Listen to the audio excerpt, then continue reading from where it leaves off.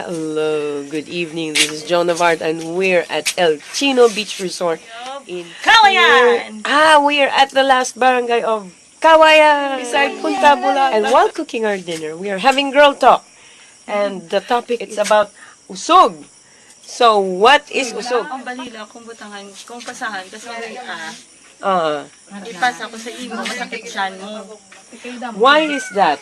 Amo naging test namon kagina. They say that ginger is a magical herb. So something happens. Something happens when you pass on the ginger to another person. It is said that the other person will have a stomach ache or usog. So that's the power of usog. And they tried passing the ginger from one hand to another, but so far, Wala effect.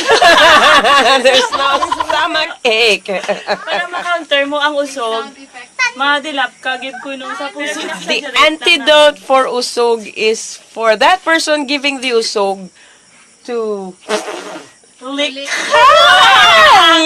the other person's lick it. belly button. Isn't that Exaggeration na. a bit too far? Purya usog is the magic spell to counter the usog that's supposed to transfer to the other person. So you say, Purya usog. So these guys are Mythbusters, Army and Coney. By the way, Coney is cooking sinigang. Anong ingredients? What are the ingredients? Tomato, Onions. onion, sili, na ulo yun. Chili. Paitan. It's a kind of chili. It's a kind of pepper. Then, That's all. So far, nothing's happening. No stomach ache, no usog. In spite of the transfer of ginger from one hand to another.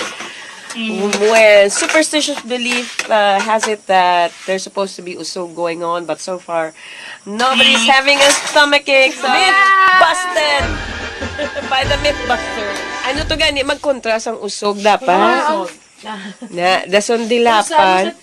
Okay, you lick your finger with the saliva and with the sign of the cross, you do like that. You form the sign of the cross over the belly button. Wala, usog. Wala. effect ang usog. So they're doing reverse usog. Ching! Wala pa. Maisip ka na guro ya dapat. You have to count. Later naman, update lang ka muna mo. So we will update you guys if there's really usog happening. Kung sino mas taas sa kanan. Dungan.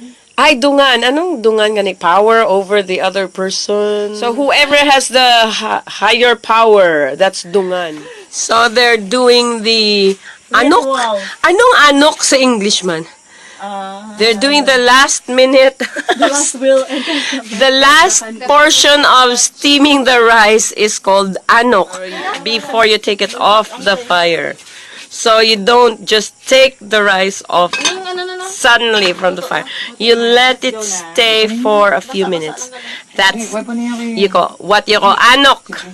Well, so this is Joan of Art in the kitchen of El Chino Beach Resort, Kawayan, Negros Occidental. Something's happening in the kitchen. I think they've overcooked the rice. So they're doing an emergency response measure. So until our next video, see you. Bye-bye. Like, share, and subscribe. I love you all.